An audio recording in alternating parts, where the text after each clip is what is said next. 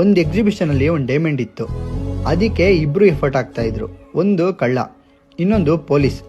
ಕಳ್ಳ ಡೈಮಂಡ್ನ ಹೆಂಗಾದರೂ ಕದಿಬೇಕು ಅಂತ ಎಫರ್ಟ್ ಆಗ್ತಾ ಇದ್ದ.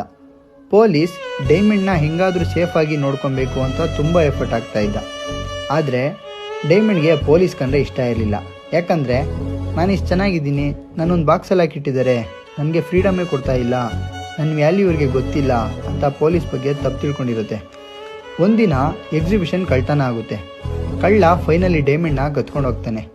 ಆವಾಗ ಡೈಮಂಡ್ಗೆ ತುಂಬ ಖುಷಿ ಆಗುತ್ತೆ, ಹೇಗೋ ನನಗೆ ಫ್ರೀಡಮ್ ಸಿಕ್ತು ಅಂತ. ಸ್ವಲ್ಪ ದಿನ ಆದಮೇಲೆ ಆ ಕಳ್ಳ ಡೈಮಂಡ್ನ ಸೇಟುಗೆ ಮಾರ್ತಾನೆ. ಆ ಸೇಟು ಆ ಡೈಮಂಡ್ನ ಎಲ್ಲೋ ಇಡ್ತಾನೆ. ಯಾರು ಬೇಕೋ ಅವ್ರು ಮುಡ್ತಾರೆ. ಆ ಡೈಮಂಡ್ಗೆ ಮರ್ಯಾದೆನೇ ಇರಲ್ಲ, ಒಂದು ವ್ಯಾಲ್ಯೂ ಅನ್ನೋದಿರಲ್ಲ, ಅದಕ್ಕಾದೊಂದು ಜಾಗ ಕೂಡ ಇರಲ್ಲ. ಆವಾಗ ಡೈಮಂಡ್ಗೆ ಹೆಂಗೆ ಅನಿಸುತ್ತಂದರೆ, ಏನಿದು, ನನ್ನ ಕದಿಬೇಕಾದ್ರೆ ಇಷ್ಟು ಎಫರ್ಟ್ ಆಗ್ತಾಯಿದ್ರು, ನನ್ನ ಕದ್ದ ಮೇಲೆ ಬೇಕಾಪಿಟ್ಟು ನೋಡ್ತಾ ಇದ್ದಾರಲ್ವಾ, ನನಗೊಂದು ಬೆಲೆನೇ ಇಲ್ವಾ, ಏನು ನನ್ನ ಇಷ್ಟು ಚೀಪಾಗಿ ನೋಡ್ತಾ ಇದ್ದಾರೆ ಅಂತ ಅನಿಸುತ್ತೆ.